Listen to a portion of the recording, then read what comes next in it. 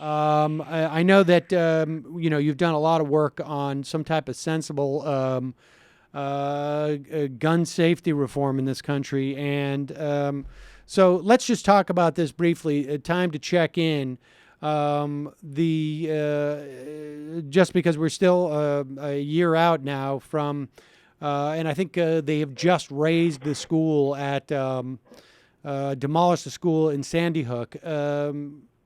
The beat goes on as it was.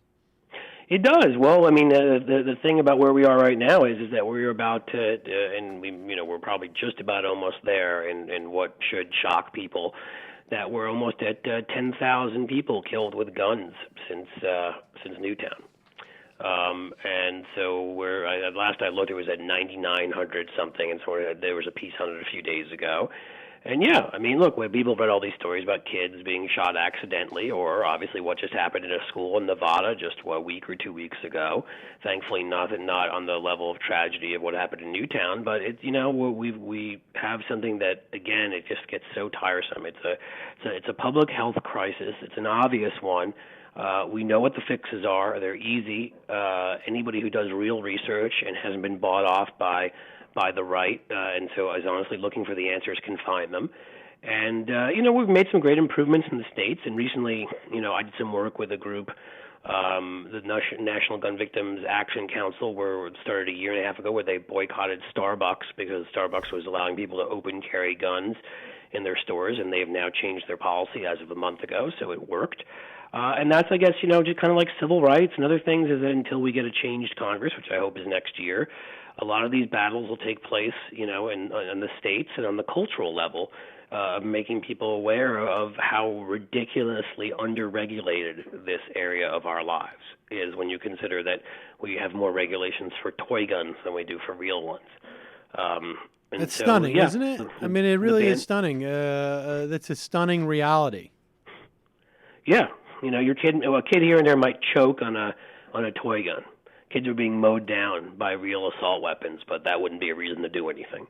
All in the service of, obviously, another group of one percenters in the NRA. Nothing to do with the Second Amendment, even according to Justice Scalia, who has the most right-wing interpretation of that amendment of any justice in about 100 years.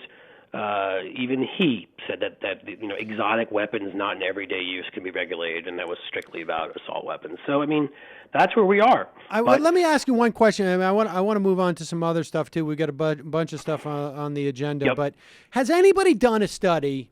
The reason why we don't see this from gun manufacturers, and that being some type of biometric safety for guns, right? Like a fingerprint thing or smart gun technology. Some type of smart gun technology, particularly with handguns.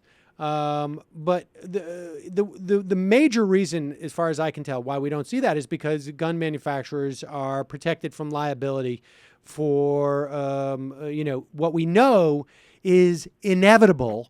What will happen with guns around a house, where you do see thousands of at least hundreds of kids shot just accidentally. And has anyone done the numbers of literally how many kids wouldn't have died over the past 12 months? The Coalition to Stop Gun Violence, actually, it's interesting you bring it up now. I don't know, I haven't read the report yet, so I don't know how much it goes into this or not, but they just did a huge report on the immunity that the gun manufacturers have. Because obviously they saw what was coming. This is one of the big ways that smoking laws were reformed, because the tobacco companies had to pay huge fines, and so they did this. And there's just no doubt, I would say from a common sense perspective, that which protects them, and the fact that unlike virtually everything else that you do that could endanger somebody else, where you would personally have to be insured, like the way your car has to be insured, you don't need that. You don't need insurance to have a gun. So when if somebody gets a hold of my gun and accidentally shoots people, society pays that cost. I don't.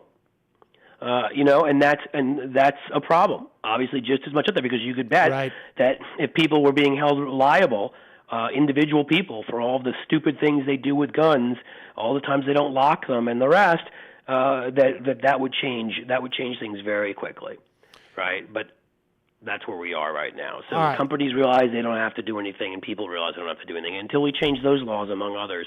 That sadly, this is the way it's going to be.